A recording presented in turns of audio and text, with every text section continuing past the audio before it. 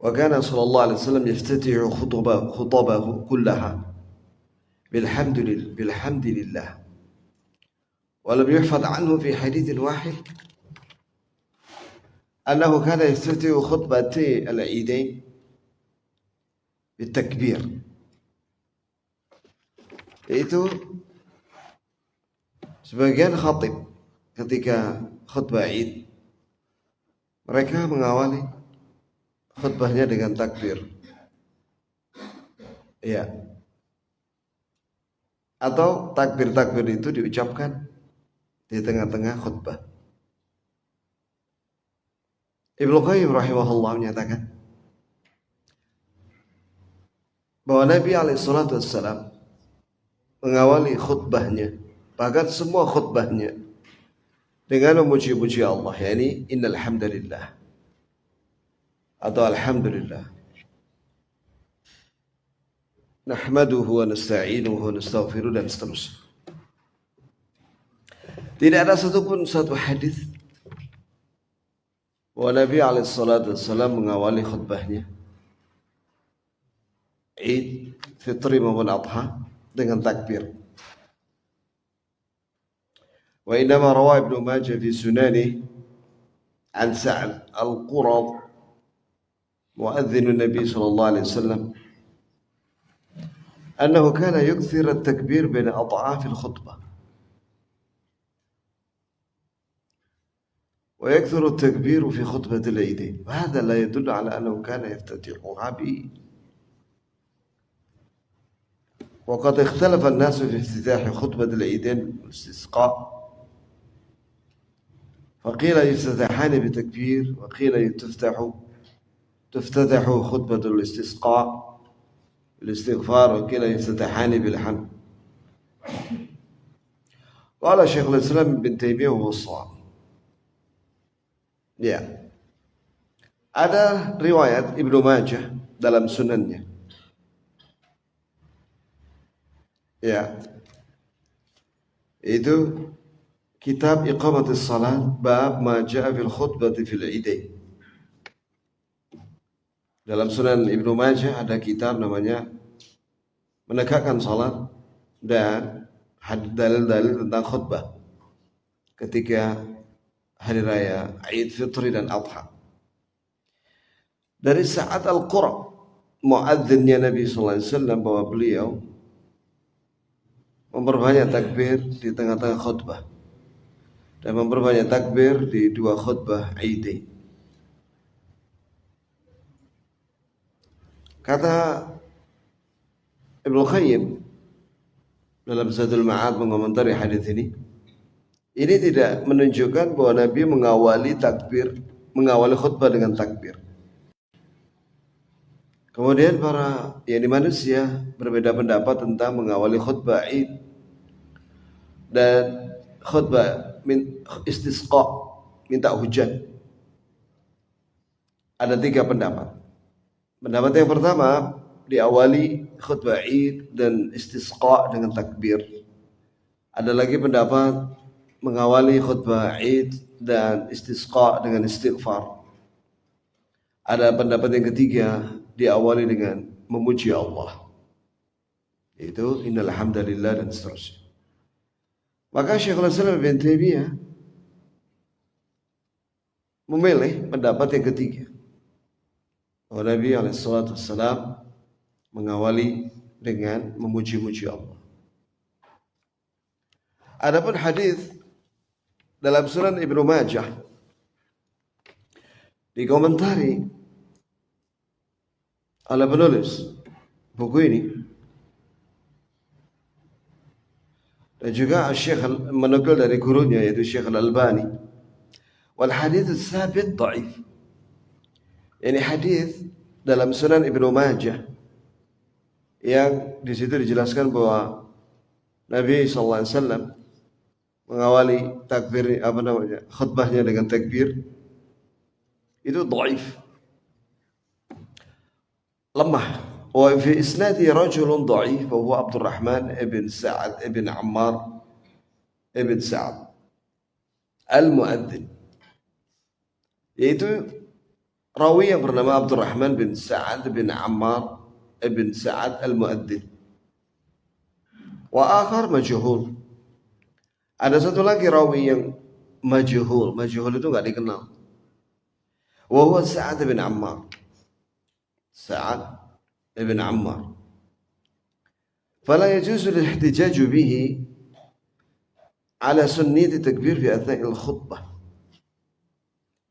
Maka tidak boleh berdalilkan dengan hadis ini untuk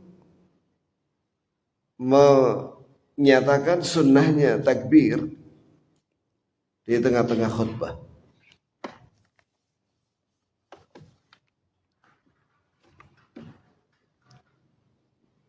Kita perlu tahu ya ikhwan bahwa Syekh Al-Albani dan yang lainnya, sebagian ulama ahli hadis itu tidak mau menggunakan hadis dhaif sama sekali. Yang dipakai adalah hadis sahih dan hasan. Kemudian wa min akhta'ihim aidan, dan di antara kesalahan orang yang khutbah, ja'alahum lil-id khutbatain yafsuluna bainahuma bijulus atau yafsiluna bainahuma bijulus wa kullu ma warada fi dzalik dhaif. Di antara kesalahan khatib yaitu menjadikan khutbah Id dua kali seperti khutbah Jumat, dengan memisahkan di antara dua khutbah itu dengan duduk istirahat di antara dua khutbah. Semua hadis yang berkaitan dengan dua khutbah waktu Id dhaif, lemah. Ya. Tapi perlu diketahui ya ikhwan, bahwasanya dua kali khutbah waktu Id itu diamalkan ya di Masjid Nabawi dan juga di Masjidil Haram. Jadi di Saudi rata-rata dua kali khutbah Id. Jadi ini masalah khilafiyah juga ya. Kemudian qala An-Nawawi, berkata Imam Nawawi, lam yathbut fi takrir al-khutbah syai'. Tidak ada dalil yang sahih tentang pengulangan khutbah, yakni khutbah dua kali, sedikit pun waktu salat Id, waktu khutbah Id.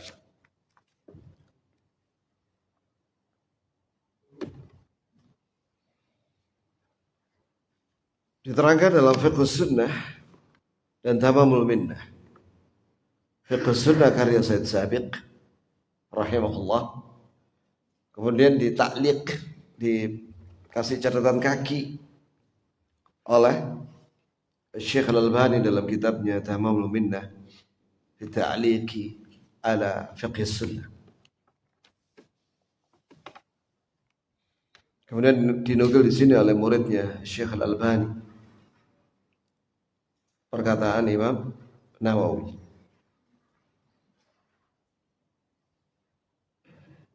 Kemudian bab baru sekarang,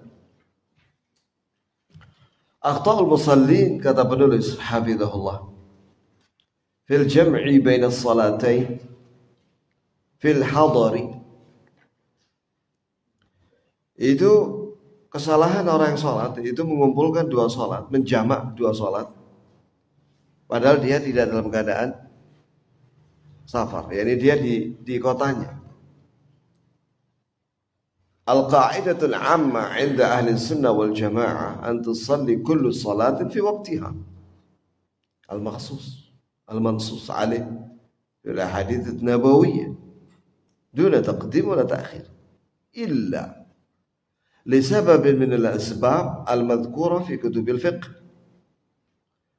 Wa qama ad-dalil asy-syar'i 'ala i'tibari. Ya, kaidah umum menurut ulama Ahlus Sunnah wal Jamaah bahwa sholat 5 waktu itu dikerjakan sendiri-sendiri di pada waktunya. Secara khusus berdasarkan dalil hadis Nabi SAW. Itulah hukum asal salat 5 waktu dikerjakan pada waktunya masing-masing tanpa ditakdim, yakni tanpa dijamak takdim, tanpa dijamak takhir, kecuali ada sebab yakni sebab yang syar'i yang disebutkan dalam buku-buku fikih dan ada dalilnya. Wa alaihi fala yajuzu lil muslim an yuqaddim as-salat kullaha aw ba'daha qabla dukhuli waqtiha.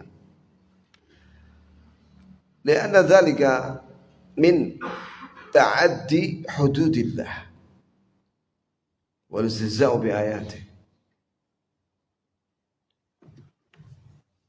Maka tidak boleh seorang muslim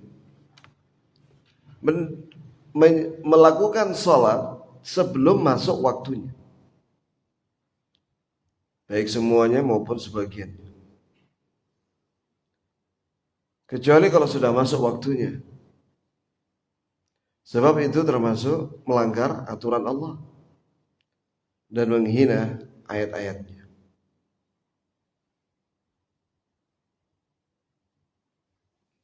Iya, misalnya ada sebagian orang dengan alasan rapat, meeting, menjamak sholat, padahal mereka tidak dalam keadaan safar. Dia ada di kotanya sesuai dengan KTP-nya. Kalau meeting ya meeting aja, tapi jangan menjamak sholat. Lakukan sholat pada waktunya masing-masing.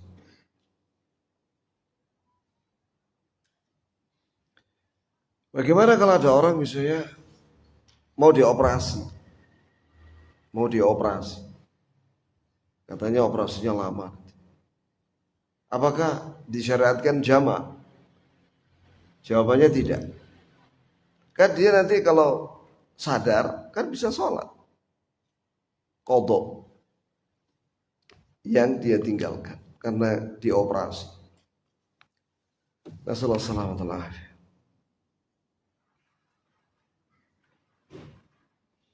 Apalagi dengan alasan nonton bola, karena lagi final katanya. Jadi dia kepengen menjamak maghrib isya, nanti ditakhir. Dia nggak mau ketinggalan nonton bola. Nah, ini tidak bisa. Itu bukan alasan syar'i.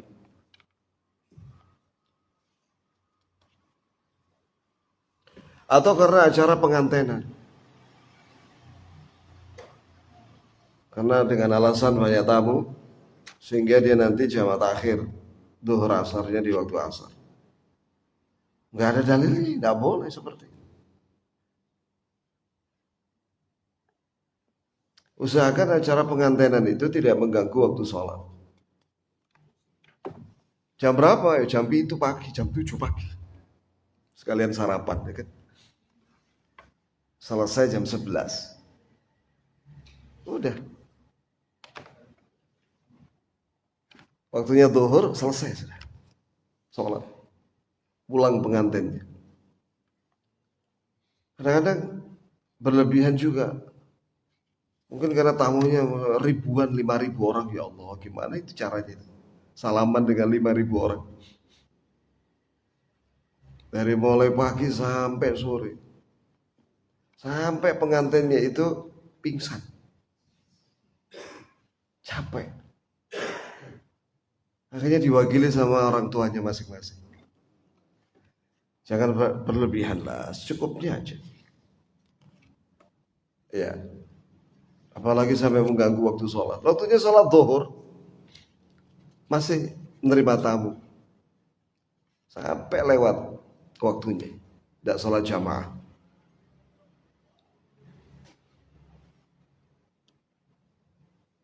Kalau di Arab itu walimahan itu ba'da isya. Jadi habis makan pulang dah, selesai. Walimahan itu ba'da isya. Makan-makan, yang penting kan lah makan ya, walimahan itu. Nah, itu mendoakan pengantin. Pengantinnya berdiri gitu, di pinggir pintu gitu, didoakan sama semua yang hadir di gedung itu. Jadi nggak sampai mengganggu waktu sholat. Enak sudah, kalau malam kan orang habis makan pulang.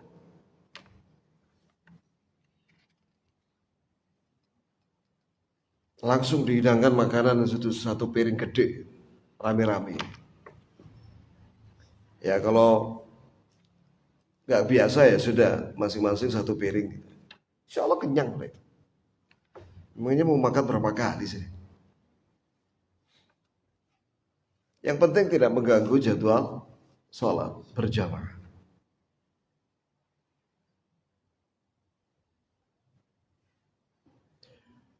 Kemudian meminal akhta' fi hadzal bab. Di antara kesalahan dalam bab ini, ma yaf'aluhu Syiah wa madhhabuhum ats-tsabit anhum. Apa yang dilakukan oleh orang Syiah dan madhab mereka yang mereka yakini, yaitu jawazul jam'i baina salatain al-dhuhr wal 'asr wal maghrib wal isya mutlaqan. أعني سفرا وحضرا لعذر أو لغير عذر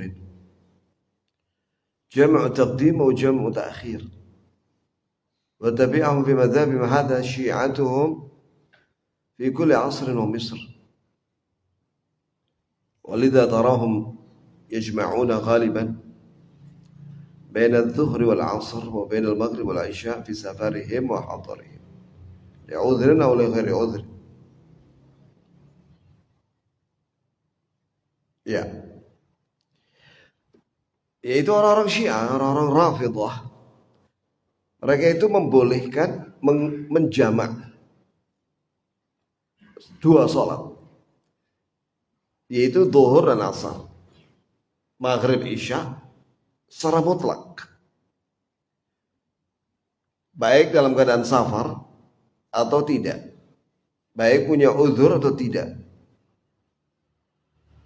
Jamak takdim, yakni zuhur asar dikerjakan waktu zuhur, atau jamak takhir, yakni zuhur asar dikerjakan waktu asar. Mutlak. Tanpa ada sebab pun boleh. Itu menurut mazhab Syiah. Dan itu diikuti oleh semua orang Syiah di seluruh dunia. Ya, di seluruh tempat dan juga di sepanjang waktu. Oleh karena itu kau lihat kebanyakan orang Syiah itu menjamak zuhur asar, maghrib isya, baik safar atau tidak, baik punya uzur atau tidak. Hada وقد وقع بعضهم في خلط شديد فنقل عن جماعة من علماء السنة أنهم جوزوا الجمع بين الصلاتين من غير عذر. Itulah yang kesalahan besar yang dilakukan di antara kesalahan orang Syiah. Bahkan mereka menukil katanya dari ulama sunnah, sebagian dari ulama sunnah yang membolehkan mengumpulkan dua salat tanpa udzur.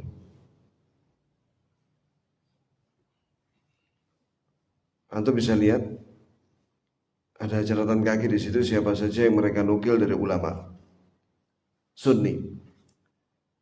Naam yajuzul jam'u baina salatin li haraji wal mashaqqa ma lam yuttakhad 'adah.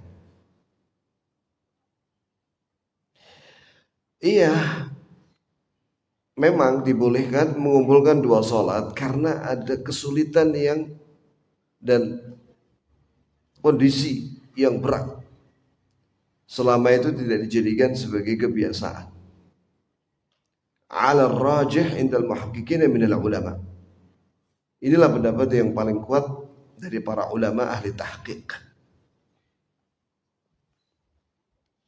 Wa hadha mukhalif li madhhab Syiah. Ini jelas menyelisihi pendapat orang Syiah. Al-qailina bi ishtiraki awqat kulli salatain. Yang mengatakan bahwa alasan mereka menjamak tanpa uzur itu bahwa waktu itu memang gabungan. Ini dhuhr asar menurut mereka itu waktu gabungan. Sebagaimana juga maghrib isya. Wa takhtassul al-ula minhuma bimiqdari adaiha. Sedangkan salat zuhur maupun maghrib ya dari gabungan dhuhr asar dan maghrib isya itu, maka kewajiban melakukannya itu sesuai sebatas waktunya. Jadi kalau sudah selesai salat zuhur, maka menurut orang Syiah langsung boleh salat asar. Begitu pula setelah salat maghrib langsung boleh mengerjakan salat isya. Min awalil waqt, di awal waktu. Wa takhtassu tsaniyah bi miqdar 4 rakaat min akhirih. Adapun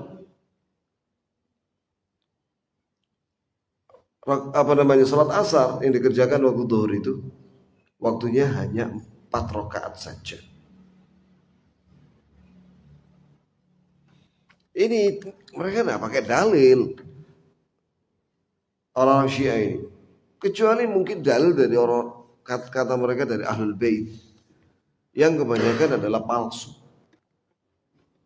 Wa rahimallahu Syaukani fa innahu sawwara lana hala ahli zaman wa bayna ad-dafi' min taqdim as-salat an waqtiha 'inda jama'ah min al-juhal.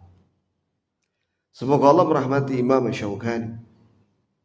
Dia menceritakan bagaimana kondisi orang-orang di zamannya dan menjelaskan apa alasan sebagian manusia mentakdim, yakni menjamak takdim sholat ya sebelum waktunya. Yang itu mereka adalah orang-orang bodoh. Faqala wa qad ibtuliya zamanuna min bainil azminah.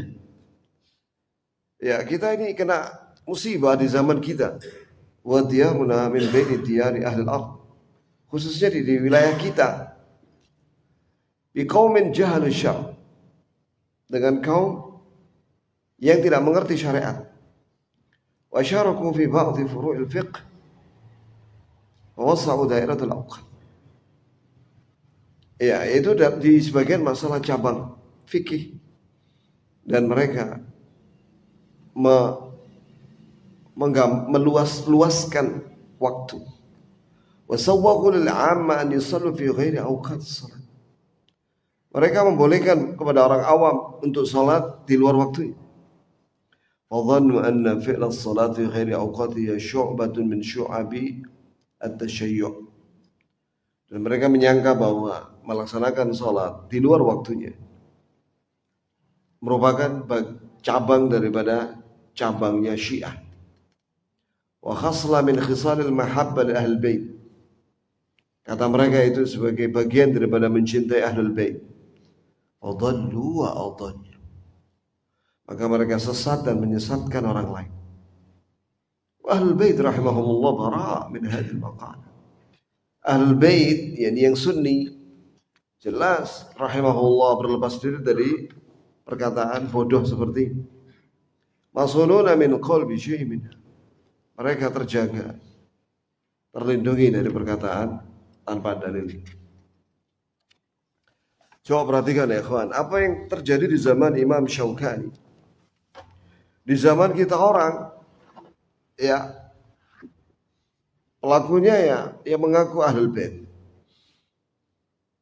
Banyak sekali menciptakan amalan-amalan yang tidak disyariatkan.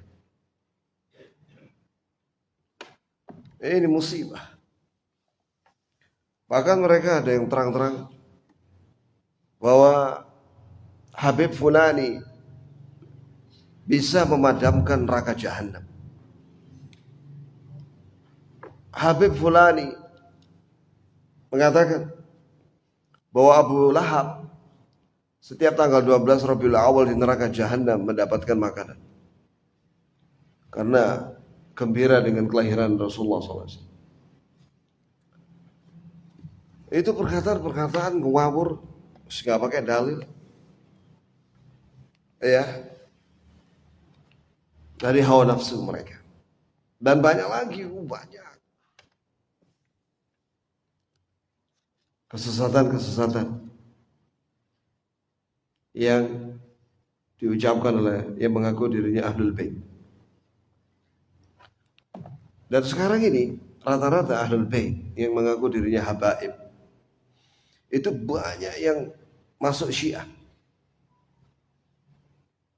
Lebih dari satu orang, lebih dari 2 orang yang memberitahu kepada saya. Bahkan saya diberitahu oleh Ustadz Salim Mukhtar, Sunni, Habib Sunni.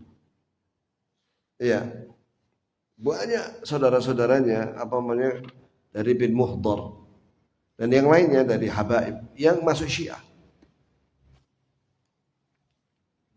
Itu ya, ta'assub dengan Ahlul Bait menurut mereka, seolah-olah bahwa Ahlul Bait itu harus Syiah dan lain-lain. Qultu dzakara al-Hafiz al-Dhahabi rahimahullah anna sabab khuruj al-qurra wa hum ahlul Qur'an was salah bil Iraq ala al-hujjaj li dhulmihi wa ta'khirihi as-salat wal jam' fi al-hadar. Disebutkan dalam Siyar min A'lamin Nubala karya Imam Adz-Dzahabi. Disebutkan oleh Imam Adz-Dzahabi penyebab para qurra orang-orang yang hafal Quran dan rajin sholat di Irak. Kemudian mereka merampok para jamaah haji, rombongan jamaah haji, karena mereka melakukan kezaliman dan menunda-nunda sholat dan menjamak sholat padahal mereka dalam keadaan tidak safar. Coba perhatikan di sini jamaah bahwa dosa, perbuatan dosa itu bisa menjadi sebab seseorang terjerumus atau dijerumuskan ke dalam kedzaliman. Iya, itulah. Sebagaimana kata ulama, jazaa'us sayyi'ah as-sayyi'atu ba'daha. Balasan perbuatan dosa, maka dia akan terjerumus ke dalam dosa yang lain. Baik dia tahu atau tidak tahu. Sebagaimana dulu orang-orang Yahudi, ketika mereka tahu Taurat punya mereka, dan mereka tahu isinya, tapi mereka tidak beriman dengan isi Taurat, padahal mereka tahu. Akhirnya mereka terjerumus ke dalam ilmu sihir. Ilmu sihir. Iya. Begitu. Kalau orang meninggalkan wahyu, maka dia akan terjerumus ke dalam kesesatan. Ketika seorang meninggalkan hadits Nabi SAW, dulu di zamannya Al-Ma'mun, meninggalkan majelis hadits Imam Ahmad, Imam Syafi'i, dan para ulama ahli hadits, akhirnya mereka terjerumus ke dalam apa? Ilmu kalam, ilmu filsafat. Akhirnya muncullah kelompok Jahmiyah, Mu'tazilah, Asy'ariyah, Maturidiyah. Itu dari situ, dari ilmu kalam.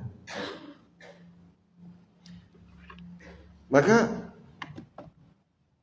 supaya kita tidak tersesat seperti mereka, hendaklah kita mendekat kepada Al-Quran Sunnah, yakni mempelajarinya. Jika ingin mendapatkan hidayah, pelajari Quran dan Sunnah, tafsir dan penjelasan hadis.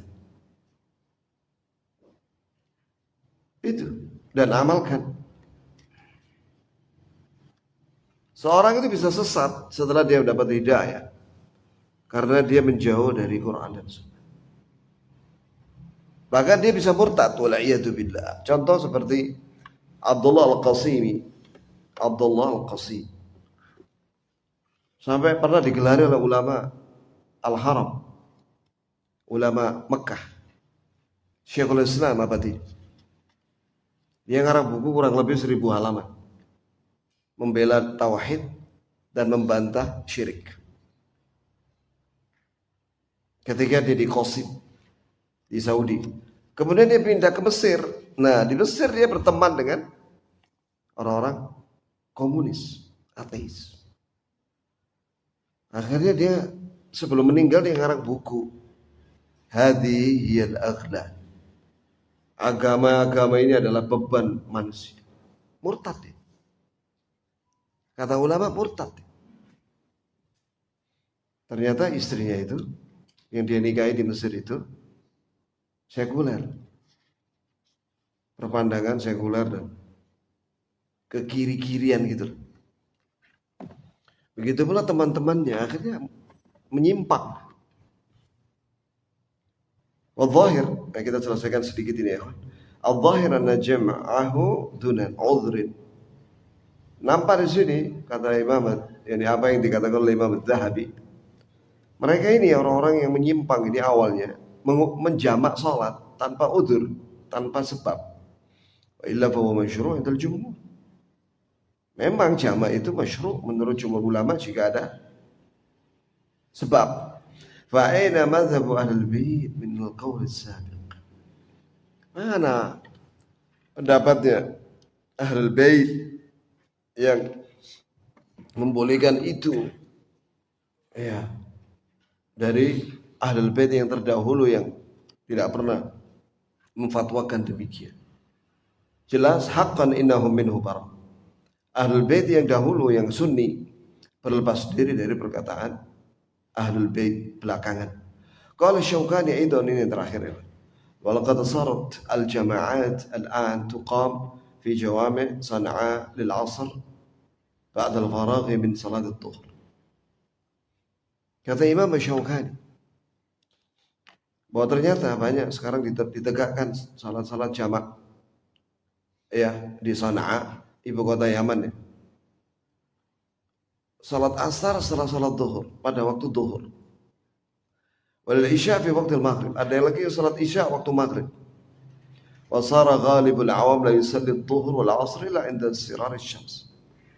Sedangkan kebanyakan orang awam tidak salat zuhur dan asar kecuali ketika matahari sudah kuning menjelang maghrib. Fa ya lillahi al-muslimin min hadhil fawaqir bid-din. Bagaimana ini kaum muslimin? Mereka kok menyimpang dalam agama.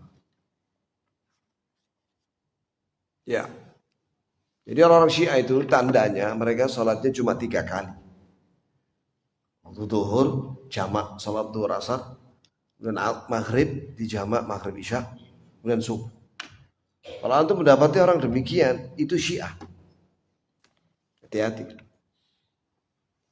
Ada pertanyaan nggak ya, Pak? Ya.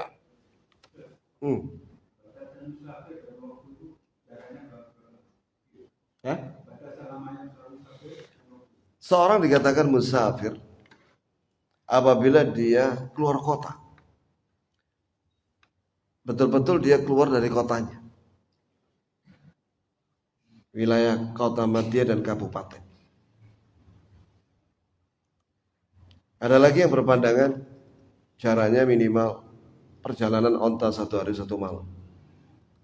Perjalanan onta 1 hari 1 malam itu kurang lebih 90 kilo. Tapi yang benar yang pertama. Pokoknya antum betul-betul sudah keluar dari kota antum. Misalnya ke mana? Ke Pandaan. Pandaan itu wilayah mana ya, kawan? Pasuruan. Nah, sudah itu boleh jamak. Boleh kosong. Atau ke Juanda. Boleh. Nah, ini juga khilaf. Ulama madhab khilaf. Berapa lama? Ada yang bilang 3 hari, ada yang bilang 4 hari. Ada yang bilang tidak ada batas waktu. Selama dia niat tidak menetap. Misalnya dia pergi ke Jakarta sebulan karena ada tuh dinas dan dia tidak menetap, maka dia boleh jamak qasar. Tapi kalau dia sholat bersama mukimin dan dia beraktivitas bersama mukimin misalnya, dia tidak mengambil keringanan itu, ya boleh. Misalnya dia di Jakarta dia pengajian, waktunya maghrib sholat, waktunya isya pada waktunya sholat, karena ada pengajian atau training atau apa, ya sudah bersama mukimin Jakarta. Atau dia boleh mengambil rukhsahnya dengan menjamaknya, boleh. Ada lagi rinciannya begini ya kawan, bahwa jamak itu apabila dia mengambil keringanan jamak itu kalau memang itu maslahat. Karena kalau tidak menjamak dia agak kesulitan karena dia dalam perjalanan. Tapi kalau dia sudah di kota tempat dia safar, maka dia longgar waktunya untuk sholat pada waktunya, tapi dia mengkosornya, kosor saja tidak jamak. Nah itu boleh juga. Begitu. Kecuali kalau dia di tengah perjalanan naik kereta api atau pesawat yang dia sangat membutuhkan jamak itu, karena kesulitan dia nanti kalau sholat pada waktunya mengkosor apa, dia di tengah perjalanan, maka dia menjamak. Itu lebih afdal baginya. Jadi jamak itu melihat kondisi. Kalau dia dalam kondisi berat karena masih di tengah perjalanan, ya sudah jamak. Jadi kalau sudah sampai, sholatlah pada waktunya tapi dikosor yang 4 rakaat. Ya.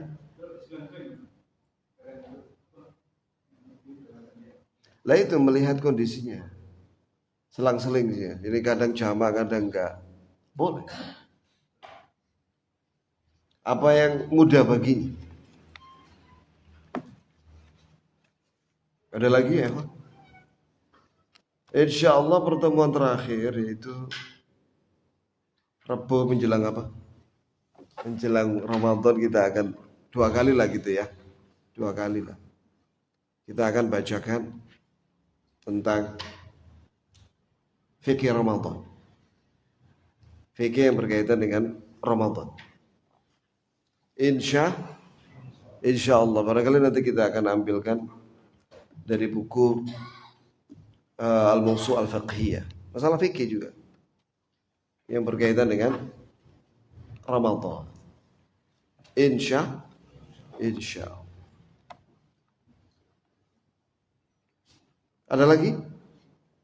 Cukup? Subhanakallahumma bihamdik asyhadu an la ilaha illa anta astaghfiruka wa atubu ilaik. Wassalamualaikum warahmatullahi wabarakatuh.